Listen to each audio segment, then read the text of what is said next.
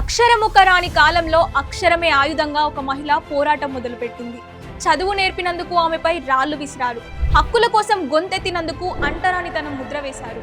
తొలి ఉపాధ్యాయురాలి అడుగులను అడ్డుకోవాలని చూసిన ప్రతి అజ్ఞానానికి ఆమె తన విజ్ఞానంతో సమాధానం చెప్పింది. నాడు ఆమె చీరపై పడ్డ బురద నేడు మనలోని సంకుచిత భావాలకు నిదర్శనం.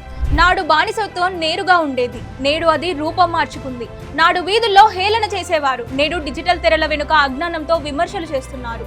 నాడు ఆచారాల పేరిట వేధించేవారు, నేడు ఆధునికత పేరిట మాటలతో చూపులతో మహిళా స్వేచ్ఛను దెబ్బతీస్తున్నారు. వేసుకునే దుస్తులను బట్టి వ్యక్తిత్వాన్ని అంచనా వేసే ఈ సమాజం సావిత్రిబాయి గారి త్యాగాన్ని ఎప్పటికీ అర్థం చేసుకుంటుంది.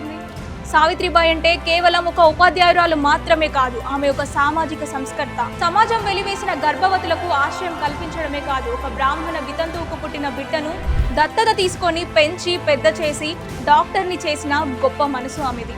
తన భర్త జ్యోతిరావు పూలే గారు చనిపోయినప్పుడు పురుషులే అంతిమ సంస్కారాలు చేయాలనే నిబంధనను పక్కన పెట్టి స్వయంగా తానే చితికి నిప్పు పెట్టి స్త్రీ శక్తిని చాటారు. ప్లేగు వ్యాధి సోకిన పిల్లాడిని తన భుజాలపై మోస్తూ ఆసుపత్రికి చేర్చిన క్రమంలోనే ఆమెకు ఆ వ్యాధి సోకింది.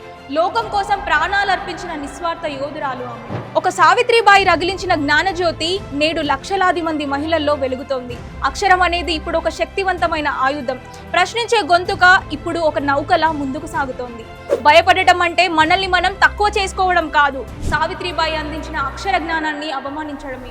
ప్రశ్నించు, పోరాడు, ఉన్నత శిఖరాలను అధిరోహించు. సావిత్రిబాయి మనకు జ్ఞానం అనే కలం ఇచ్చారు. దాన్ని నీ ప్రగతికి బాటగా మార్చుకుంటావో, కన్నీళ్లకు సాక్ష్యంగా ఉంచుకుంటావో నీ ఇష్టం.